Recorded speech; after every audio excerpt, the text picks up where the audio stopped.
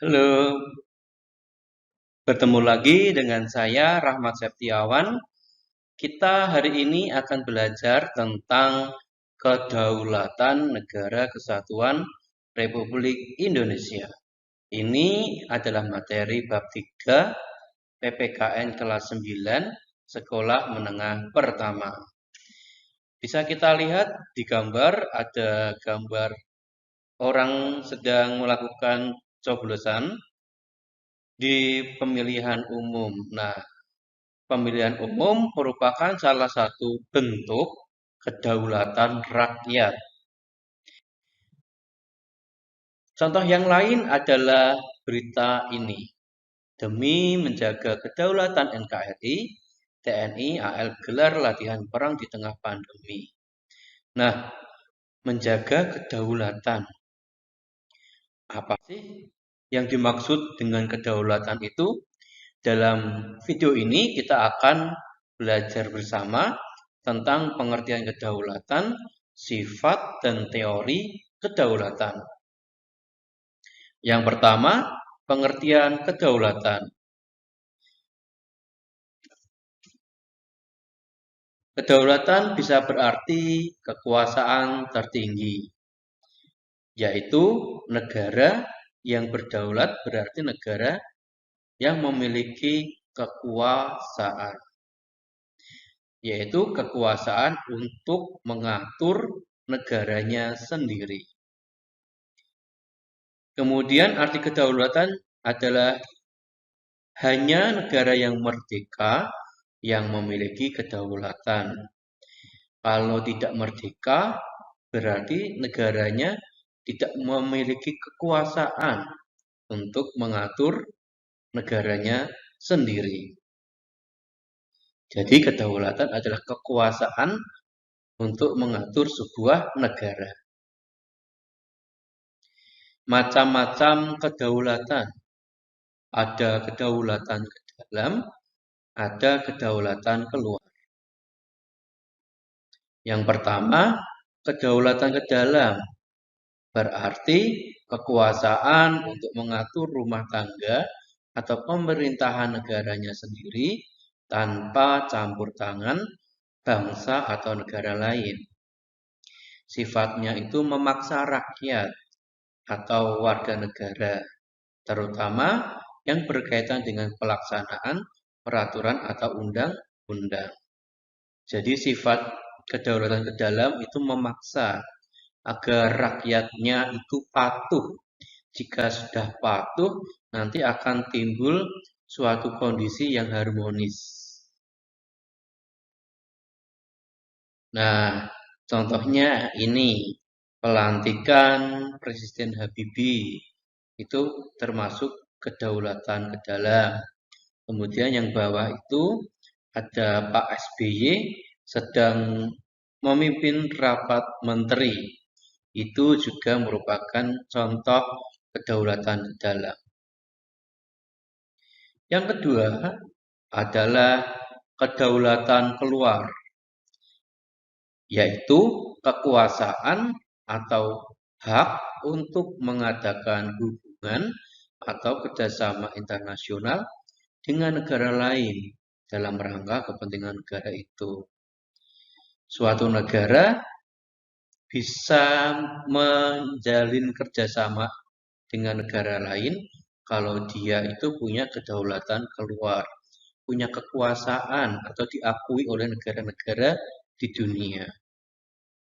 Indonesia bisa melakukan kerjasama internasional, tapi ada beberapa negara yang tidak bisa. Contohnya Taiwan. Taiwan itu sangat susah untuk melakukan kerjasama internasional karena kemerdekaan atau kedaulatan dari negara Taiwan pasti akan diganggu oleh negara RRT, Republik Rakyat Tiongkok. Contohnya ini, misalnya Pak Presiden SBY sedang berbincang menjalin kerjasama dengan Barack Obama dari Presiden Amerika. Yang bawah itu ada Pak Jokowi dengan pemimpin RRT sedang melakukan kunjungan. Sifat kedaulatan. Yang pertama ada asli, kedaulatan itu asli. Jadi kedaulatan itu tidak berasal dari kekuasaan yang lebih tinggi. Kemudian ada permanen, kedaulatan itu selalu ada sepanjang negara itu masih berdiri. Tunggal, kedaulatan itu tunggal, hanya ada satu dalam satu negara. Kalau ada dua kekuasaan dalam satu negara, ya nanti negaranya akan bentrok terus, akan perang terus, karena tidak bisa mengatur seluruh negaranya dengan leluasa dan tidak terbatas. Kedaulatan, kekuasaan suatu negara itu tidak terbatas. Rakyatnya mau dibuat sejahtera, boleh. Rakyatnya mau dibiarkan sengsara, tidak ada yang akan melarang. Paling akan ditegur oleh komunitas internasional. Kemudian ada teori kedaulatan. Ada 5. Kedaulatan Tuhan, Raja, Negara, Hukum, dan Rakyat. Teori ini adalah teori asal mula kedaulatan. Yang pertama, kedaulatan Tuhan. Kekuasaan ini berasal dari Tuhan. Maksudnya diberikan kepada pemimpin negara yang berperan sebagai Tuhan di dunia. Contohnya, Raja Mesir, Fir'aun, Kaisar Jepang, kemudian ada Raja Jawa, zaman Hindu. Itu mereka didakwa atau dianggap ada jelmaan Tuhan di dunia. Sehingga apapun yang dikatakan itu adalah perintah Tuhan. Kemudian ada kedaulatan raja. Kekuasaan tertinggi dalam suatu negara dipegang oleh raja. Raja itu merasa mewakili Tuhan dalam melaksanakan kekuasaan di dunia. Raja merasa berkuasa untuk berbuat apa saja menurut kehendaknya. Apa yang dikatakan raja itu adalah aturan yang berlaku. Contohnya ada Raja Louis ke-14 dari Perancis.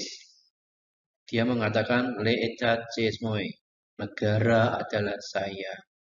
Apa yang diinginkan saya adalah keinginan negara.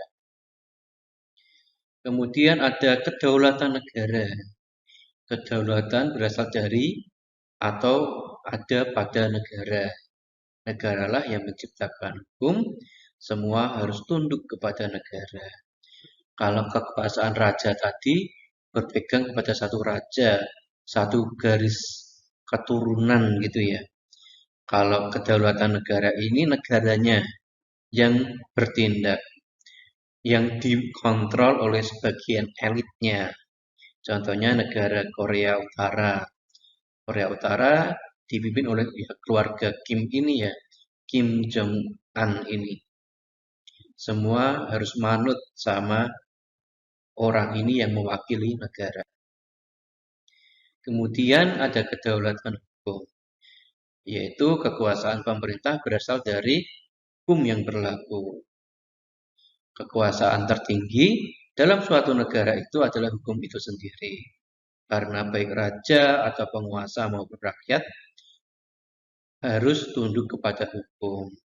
Kalau kedaulatan hukum itu kekuasaan diperoleh dari hukum yang berlaku. Sama seperti negara Indonesia. Negara Indonesia adalah negara hukum. Begitu yang berbunyi dalam pasal 1 ayat 3 Undang-Undang Dasar 1945. Kemudian kedaulatan rakyat,